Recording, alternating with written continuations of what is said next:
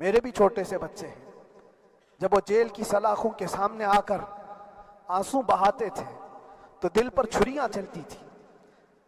وہ بچے جو ہمیشہ ہمارے سینے پر سوتے رہے، آج میں ان کو چھو بھی نہیں سکتا۔ جہاں پر آ کر ہم رکے تھے وہیں سے ہم پھر آگے بڑھتے ہیں۔ ہم رکے تھے کہاں آ کر، کچھ دیر کی خاموشی ہے۔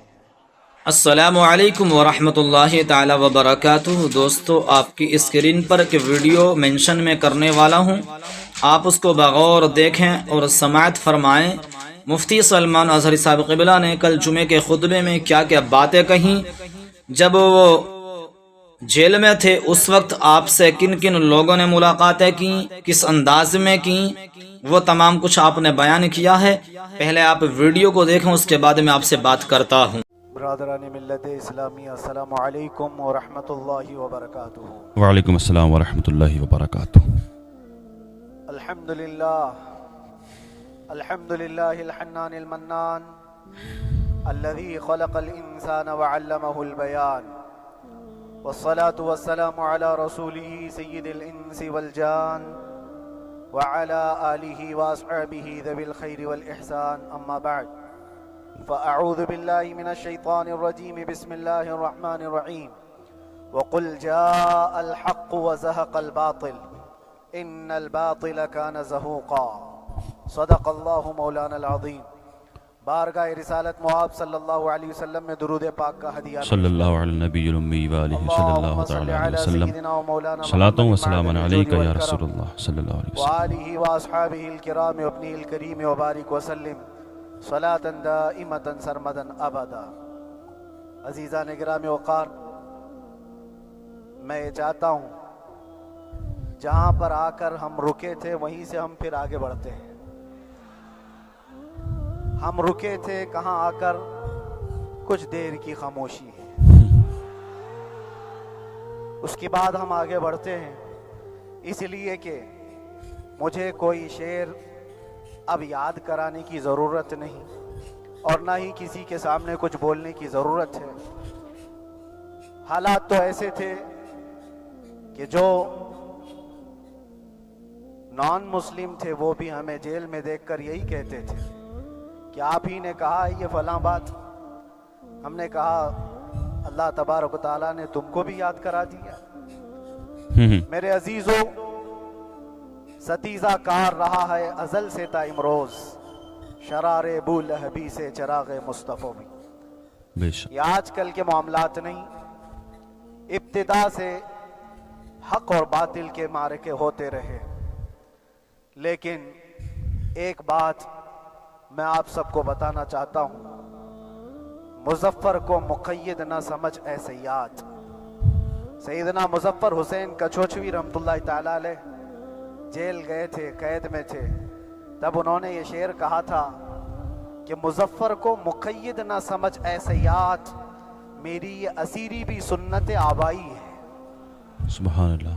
میرے آبا و اجداد کی سنت ہے جس پر میں عمل کر کے آ رہا ہوں، میرے بزرگوں کی یہ سنت تھی۔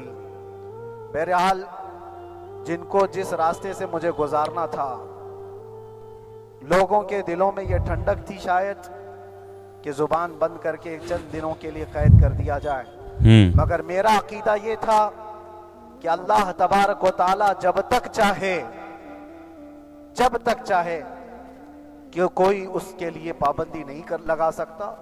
وَإِن يَمْسَسْكَ اللَّهُ بِضُرٍّ فَلَا كَاشِفَ لَهُ إِلَّا هُوَ، رب تعالیٰ فرماتا ہے اگر اللہ تعالیٰ تمہیں کوئی مصیبت دے تو اس کے علاوہ کوئی ٹال نہیں سکتا۔ وَإِن يَمْسَسْكَ اللَّهُ بِخَيْرٍ فَلَا رَادَّ لِفَضْلِهِ، اور اللہ کسی کو بھلائی دے دے تو پھر اس کو روک بھی کوئی نہیں سکتا۔ بے شک۔ مولا تبارک و تعالیٰ اگر کسی کو کوئی مقام عطا کر دے تو ہزاروں کیڑوں کے پھڑ پڑانے سے وہ مقام ختم بھی نہیں ہو سکتا۔ بے شک بے شک۔ اللہ تبارک و تعالیٰ جس کو بڑھانا چاہے اس کے بے لیے شک۔ کوئی راستہ رکاوٹ نہیں بن سکتا۔ بے شک۔ اس لیے کہ ہم نے تاریخ میں دیکھا ہے تہبند لگے کپڑے پہننے والے، پیروں میں چپل نہیں تھے، جن کے ناخن تک اکھڑ جاتے تھے، لیکن وہ جب چلتے تھے قیصر و کسریٰ بھی کانپتے تھے۔ جن کا یہ نعرہ تھا ٹل نہ سکتے تھے جنگ میں اگر اڑ جاتے تھے، पांव शेरों के भी मैदान से उखड़ जाते उखड़ थे, जाते थे। हक से सरकश हुआ कोई तो बिगड़ जाते थे। अरे तेग क्या चीज है, हम तोप से भी लड़ जाते थे। बेशक। ये वो सहाबा कराम और असलाफ किराम, उनका ये मामूल था।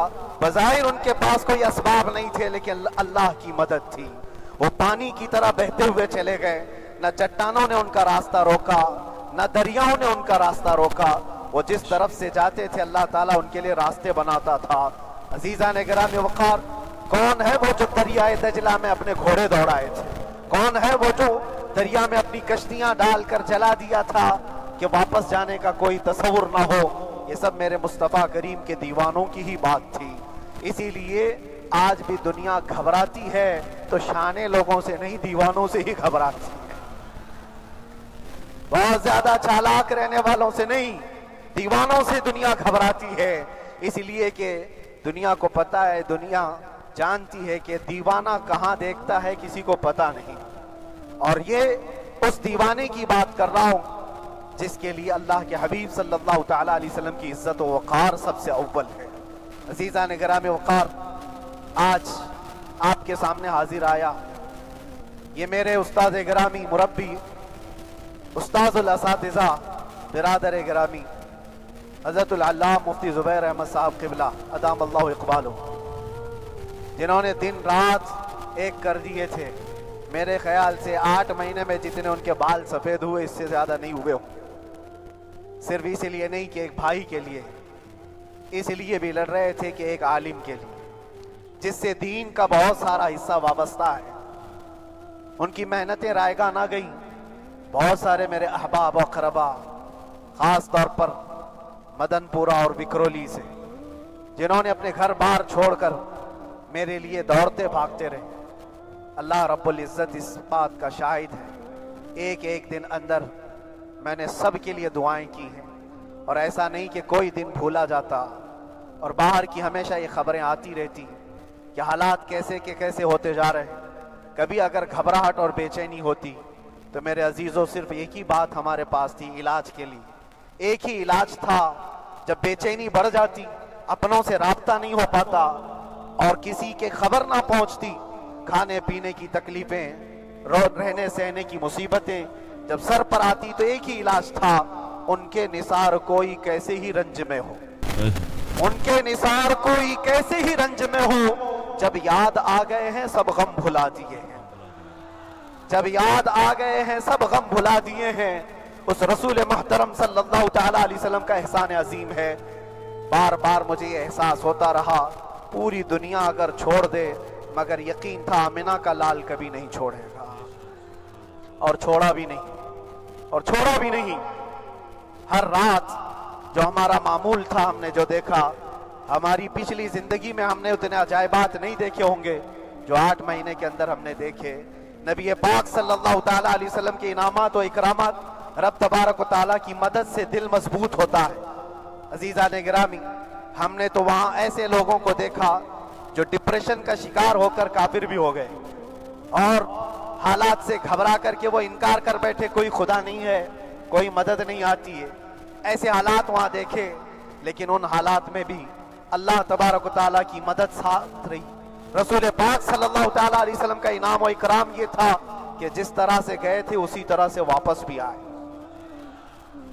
जिस तरह से गए थे वैसी वापस आए। और ना मेरे मुस्तफ़ा ने बाहर मेरी इज्जत में कमी की, ना अंदर इज्जत में कमी की, कहीं पर भी नहीं। अल्हम्दुलिल्लाह, जिस शान के साथ रसूल पाक सल्लल्लाहु तआला अलैहि वसल्लम अपने चाहने वालों को रखते हैं, वो मैंने दुनिया में देखा। और फिर ये अर्ज किया, आका आज आपकी इज्जत पर बात करने वाले को, चाहे वो 1000 काल कोठरी के अंदर हो, आप इज्जत के साथ बिठाते हैं, तो फिर क़यामत के दिन उसकी इज्जत का क्या हाल होगा। अर्श हक है मसनद रिफात रसूलुल्लाह की, देखनी है हश्र में इज्जत रसूलुल्लाह की। मेरे अजीजों, एक बात को तय करके चलो, उन्हें जाना, उन्हें माना, न रखा गैर से काम, लिल्लाहिल हम्द मैं दुनिया से मुसलमान गया। उस एक बात में जो इज्जत है, दुनिया के किसी मकाम और मनसब और मर्तबे में इज्जत नहीं है। और हालात दुनिया इंशाअल्लाह मैं सुनाता रहूंगा, اللہ تبارک و تعالیٰ جب تک یہ زبان رکھا ہے حق بولتے رہیں اور سناتے رہیں گے، اور بھی حالات آپ کو انشاءاللہ العزیز آگے سناتے رہیں گے۔ لیکن آج خصوصیت کے ساتھ میں جمعہ کے لیے اسی لیے حاضر آیا کہ یہاں کے لوگ پل پل یاد کرتے رہے۔ حضرت مجھے ہر بار خبر دیتے کہ جب نماز سے فارغ ہو کر کے میں نکلوں تو مجھے لوگ پکڑ لیتے، کیا ہوا، اب کیا خبر ہے؟ تو جس قدر آپ کی بے چینی تھی، بے قراری تھی میرے عزیزو، مجھے بھی ملنے کی بے چینی اور بے قراری تھی، لیکن یہ ایک سٹیج تھا جس سے گزارا گیا ہے، ایک مقام تھا جس سے گزارا گیا۔ میں تو ایک نکما آدمی، میں تو ایک کم پڑا ہوا، لیکن آپ کو بزرگان دین کی اگر تاریخ پتہ ہو، امام اعظم ابو حنیفہ رضی اللہ تعالیٰ عنہ جن کو ناحق جیل میں رکھا گیا تھا، امام موسیٰ کاظم رضی اللہ تعالیٰ 7 سال تک قید میں رہے۔ یہ کون امام موسیٰ کاظم؟ جن کے دربار میں جانے کے لیے غوث اعظم عبد القادر جیلانی رضی اللہ تعالیٰ عنہ 4 کلومیٹر دور اپنی چپل اتار دیا کرتے تھے۔ امام موسیٰ کاظم کا وہ دربار ہے جن کو باب الحوائج کہا جاتا ہے۔ اس امام کو 7 سال تک بغیر کسی قصور کے قید میں رکھا گیا، اور حد تو یہ ہے کہ اسی قید خانے میں زہر دے کر کے آپ کو مارا گیا ہے۔ آپ کا جنازہ جیل سے نکلا تھا۔ امام احمد بن حنبل جن کو 5 لاکھ حدیثیں یاد ہیں نبی پاک صلی اللہ تعالیٰ علیہ وسلم کی، بغداد کے سرے بازار آپ کو ننگی پیٹھ پر کوڑے مارے گئے۔ آپ کو اندازہ ہے بزرگان دین کی ایک لمبی فہرست ہے۔ جب میں وہاں گیا تھا تو ایک بزرگ کی بڑی یاد آئی، وہ تھے حضرت مجدد الفیسانی رضی اللہ تعالیٰ۔ اکبر جیسے ڈکٹیٹر کے سامنے، اس زمانے کے سب سے بڑے ڈکٹیٹر بادشاہ کے سامنے آپ نے حق بات کا اعلان کیا تھا۔ مجدد الفیسانی رحمت اللہ تعالیٰ علیہ نے فرمایا تھا کہ اسلام نام سے جو دین ہوگا وہ محمد عربی کا لایا ہوا ہی دین ہوگا، کسی اور بادشاہ کا بنایا ہوا نہیں ہوگا۔ اس بات پر آپ کو قید میں ڈالا گیا تھا، 8 سال تک قید میں رکھا گیا۔ 8 سال میں بادشاہ مر بھی گیا، بیٹا بادشاہ بنا، لیکن کسی نے آ کر جہانگیر کے سامنے یہ بات رکھی کہ آپ کے باپ نے جس مولانا کو قید میں ڈالا تھا گوالیار کی جیل میں، 8 سال میں جیل کا نقشہ بدلا ہوا ہے۔ تو بادشاہ نے پوچھا ہوا کیا ہے؟ کہا کہ اس مولانا نے 8 سال میں تقریباً 700 قیدیوں کو عالم بنا دیا ہے۔ درس حدیث، درس تفسیر، قرآن کا علم، نمازیں جماعتوں سے وہاں اس طرح ادا ہوتی ہیں جیسے لگتا ہے گنبد خضرا کی چھاؤں میں ہے۔ رب تبارک و تعالیٰ کا یہ احسان عظیم تھا۔ ان 8 مہینوں میں بحمدہ تعالیٰ میں نے اپنی لائف میں کبھی اتنی امامت نہیں کی تھی جتنی وہاں امامت کیا، اس لیے کہ پابندی نہیں ہو پاتی۔ جب جب امام رہا مسجد میں چھٹیاں ہوا کرتی تھی، ادھر ادھر آنا جانا، لیکن وہاں پر کبھی کسی نماز میں چھٹی نہیں ہوئی۔ اور امامت اللہ تبارک و تعالیٰ کو جہاں لینا ہے وہاں لیتا رہا۔ اور مجھے اس بات کا تھوڑا قلق تھا، 24 سال سے میں تراویح سنا رہا تھا، 24 سال، 24 تراویح ہو چکی تھی، رمضان المبارکہ 24 گزر چکے تھے، 25واں سال تھا، ظالموں نے مجھے رمضان سے پہلے اندر کر دیا۔ بار بار یہ خواہش ہوتی تھی کہ میری تراویح چھوٹنے نہ پائے، 25ویں تراویح ہے، 25ویں محراب ہے، لیکن رب تبارک و تعالیٰ کا احسان، اندر موجود سارے مسلمانوں نے یہ مطالبہ کیا کہ ہم یہاں جماعت سے تراویح قائم کریں گے۔ اور اب تک لوگ الم تری کیف والی تراویح کبھی کبھار پڑھ لیا کرتے، لیکن سارے لوگوں نے مل کر کے یہ اتفاقاً کہا کہ ہم پورا قرآن آپ سے سننا چاہتے ہیں۔ کیسے کیسے قیدی تھے، کیسے کیسے کرائم والے تھے۔ میں نے کہا آج میں ایک دن پڑھاتا ہوں، ایک پارہ پڑھوں گا، آپ کو اگر لگے تو بتا دینا، بھاری پڑ جائے، کیونکہ لوگ سارے کرمنل ہیں اور کئی طرح کے جرائم کیے ہوئے لوگ، نماز دین سے کہاں زیادہ رشتہ، کہاں ہو سکتا ہے یہ گھبرا کر بھاگ جائیں۔ ایک دن پڑھاؤں گا، اگر آپ کو لگے تو بول دینا، نہیں تو کل سے الحمد للہ۔ پہلے دن تراویح پڑھا ہے، دوسرے دن سارے لوگوں نے کہا آپ نے ایک پارہ پڑھایا ہے، سحری تک بھی پڑھائیں گے تو انشاءاللہ کھڑے رہیں گے۔ یہ جو استقامت، یہ ساری چیزیں دلوں کا جمع ہونا اور ہماری طرف دلوں کو پھیر دینا بغیر اللہ کی مدد کے نہیں ہوتا۔ رسول پاک صلی اللہ تعالیٰ علیہ وسلم کے کرم و احسان کے بغیر نہیں ہوتا۔ وہ تراویح بھی پڑھتے رہے، تفسیر قرآن بھی سنتے رہے اور قرآن کی تعلیم بھی لیتے رہے۔ پھر مجھے اندازہ یہ ہوا کہ رب تبارک و تعالیٰ کی منشا یہ تھی کہ ہماری تراویح کی محراب کی سلور جبلی جیل کے اندر ہو جائے۔ مجھے اس بات کا کوئی قلق نہیں رہا کہ میری کوئی چیز چھوٹ گئی ہے۔ ہاں، عید، بقرعید، محرم، یہ تمام چیزیں لوگوں کی یاد تو رہتی، رشتہ دار، احباب اقربا کی یاد، لیکن اللہ کی مرضی، میرا رب تبارک و تعالیٰ جو پسند کرے اس میں ہم راضی۔ اگر مولا یہ چاہتا ہے کہ میں تنہا پڑھوں تو اس کی رضا میں ہم راضی، اگر وہ چاہتا ہے کہ مجمع ہزاروں میں ہم نماز ادا کریں تو اس کی مرضی پر ہم قائم ہیں۔ عزیزان گرامی وقار، صبر اور سکون کے ساتھ جو حالات گزرے اس میں سب سے بڑا کردار آپ سب کی دعاؤں کا ہے، سب کی دعاؤں کا۔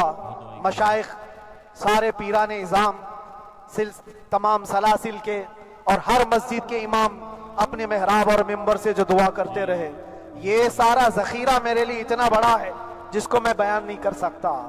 ہر ایک کی جانب سے دعائیں، عورتوں بچوں کی طرف سے منتیں، روزے، نہ جانے کیا کیا کر لیا۔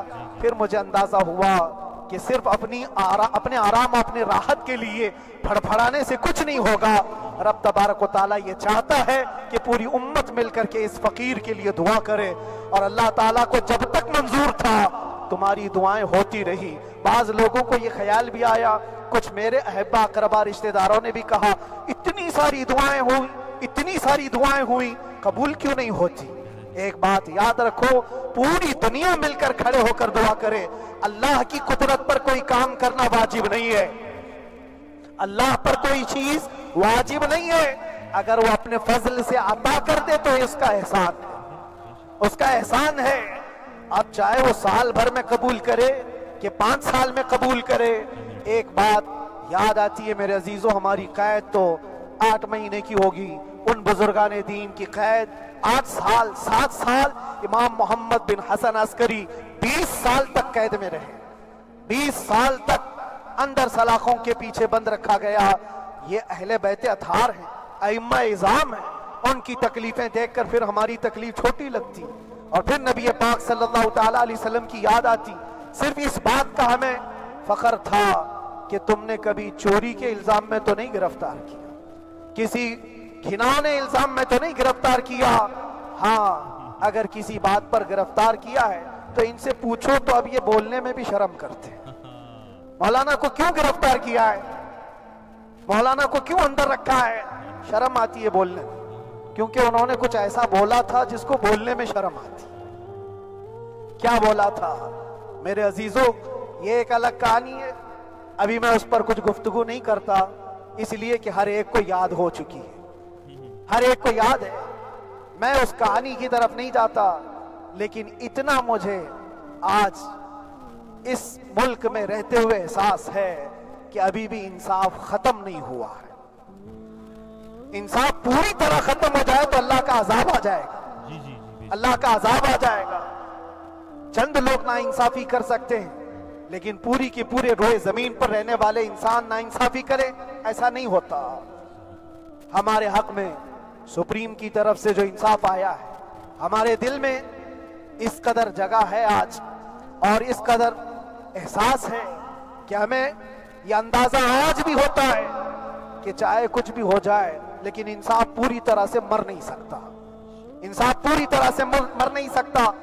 یہ ہمارا ملک عزیز ہندوستان کسی خاص آدمی کے ٹھیکیداری میں نہیں ہے، سبھی کا خون شامل ہے یہاں کی مٹی میں، کسی کے باپ کا ہندوستان تھوڑی ہے،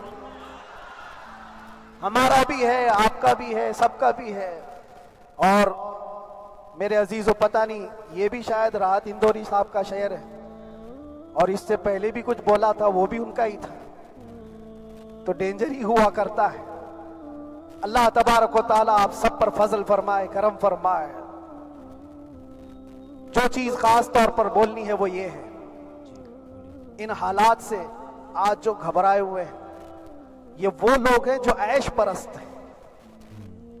میں کسی کو خاص ٹارگٹ کر کے نہیں کہنا چاہتا، لیکن بہت سارے وہ لوگ جو اثر و رسوخ رکھتے ہیں لیکن وہ آگے آنا نہیں چاہتے. دین اسلام پر حملے ہوں, حضور پاک کی عزت پر حملہ ہو, کسی کو بولنا نہیں, کیونکہ پتہ ہے دیکھو اس مولانا کو کس طرح کی ہے, اسی طرح دوسروں کو بھی کر دیا جائے. جو کمفرٹ زون میں بیٹھنے کے عادی ہو گئے وہ اپنا ایریا چھوڑ کر ہٹنا نہیں چاہتے. اگر میں کچھ کہوں گا حضور پاک صلی اللہ تعالیٰ علیہ وسلم کی ناموس کے لیے تو میرا عیش خطرے میں آ جائے گا. اکثر کی یہی سوچ ہے, میرا تو اپنا دھندا ہے, میرا بزنس ہے, میرے بیوی بچے ہیں, ہو سکتا ہے مولانا کو کسی چیز کی فکر نہیں ہوگی. آپ کو میں بتاؤں, آپ کو اندازہ نہیں ہمارے دل میں ہمارے بچوں کی کتنی محبت ہے. میرے بھی چھوٹے سے بچے ہیں, جب وہ جیل کی سلاخوں کے سامنے آ کر آنسو بہاتے تھے تو دل پر چھریاں چلتی تھی. وہ بچے جو ہمیشہ ہمارے سینے پر سوتے رہے, آج میں ان کو چھو بھی نہیں سکتا. جب وہ سلاخوں کے پیچھے کھڑے ہو کر دور سے رو کر کے چلے جاتے 15 منٹ, تو کیا ہمارے دل میں بچوں کی محبت نہیں؟ کیا ہمارے گھر بار نہیں, ہماری بہنیں, ہمارے بھائی, ہماری ماں نہیں؟ کتنے تو دن ایسے ہوئے کہ میری ماں کو دورے پڑتے رہے یاد کے لیے. تو کیا وہ ہمارے اوپر کیفیت نہیں آتی کہ ہم خامخواہ یہ مصیبت کیوں مول لی؟ میری بیٹی تو جھگڑا کرتی اس بات کو کہ کیوں آپ اکیلے ہو, بہت سارے لوگ ہیں سب کا خیال کرتے ہوئے. لیکن میرے عزیزو یہ ان کی اپنی محبت ہے, سارا ایک پریوار اور اس سے زیادہ میرے شاگردوں کی ایک دنیا ہے. کتنے ایسے ہیں میں جانتا ہوں کہ 8 مہینے تک نرم غذا نہیں کھائی میرے ان بچوں نے. میں جانتا ہوں ان کا صرف یہ خیال تھا کہ اندر پتہ نہیں جیل میں آپ کیا کھا رہے ہوں گے, ہم یہاں نرم غذا نہیں کھائیں گے, گوشت مچھلی نہیں کھائی. حالانکہ یہ کوئی چیز تمہارے اوپر واجب نہیں تھی. یہ حالات میں اس لیے بتا رہا ہوں میرے عزیز, کسی کے وہم و گمان میں اگر یہ ہے تو نکال دے کہ میرے آس پاس کچھ نہیں ہے, میں کسی کو چاہتا نہیں, یا میرے ساتھ محبتیں نہیں ہیں. کثرت سے محبت کرنے والے لوگ ہیں میرے پاس. میرے ان بھائیوں کی اور میرے بہنوں کی, میرے گھر والوں کی محبت تو ایسی ہے کہ ان کے گھروں کے بچوں کے معاملات بھی بغیر مجھ سے پوچھے نہیں ہوتے. اگر 8 مہینے اندر رہا تو کسی کا رشتہ نہیں تو بات چیت بھی نہیں ہے. رشتہ نہیں ہوگا جب تک یہ نہ آئے, سارے کام ڈیپینڈ رہتے تھے. مجھے بھی ان تمام چیزوں کا احساس ہے, لیکن یہ سب چیزیں ایک طرف, میرے مصطفیٰ کی عزت اپنی طرف.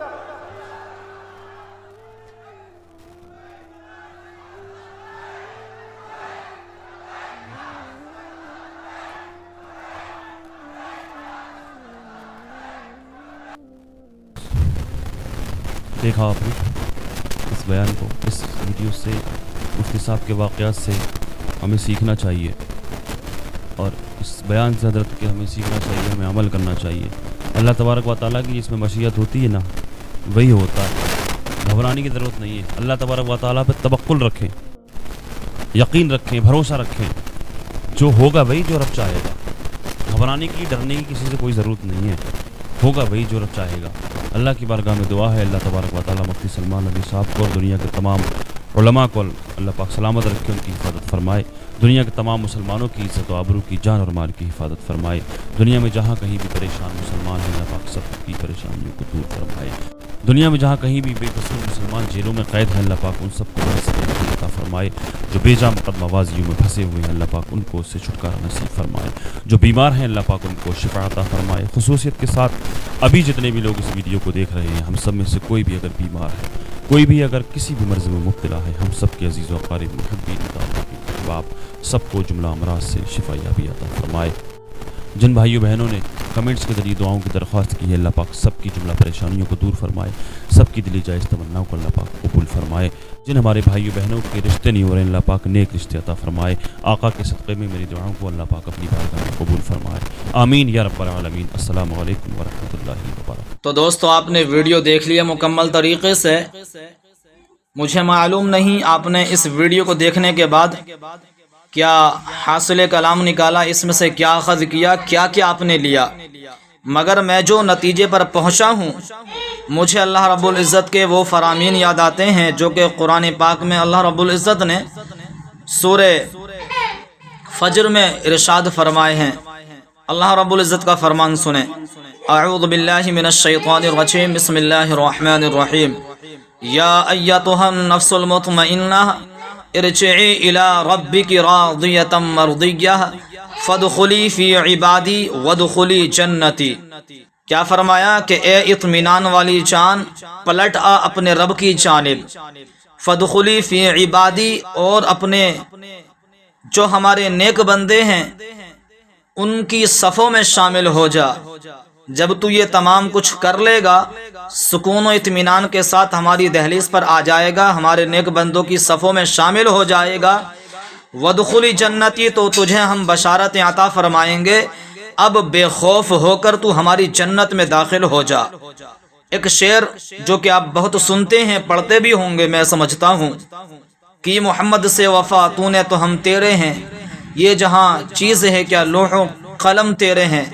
میرا عزیزو، ناموس رسالت کے لیے آپ ہمیشہ ہمیشہ تیار رہیں، اللہ رب العزت آپ کا بال بیگا نہیں ہونے دے گا۔ آپ یقین جانیں، اللہ رب العزت پر کوئی بھی جب مکمل طریقے سے بھروسہ کر لیتا ہے، توکل علی اللہ کر لیتا ہے، تو میرا مولا اسے تنہا نہیں چھوڑتا بلکہ اس کے لیے بڑے اسباب عطا فرما دیتا ہے۔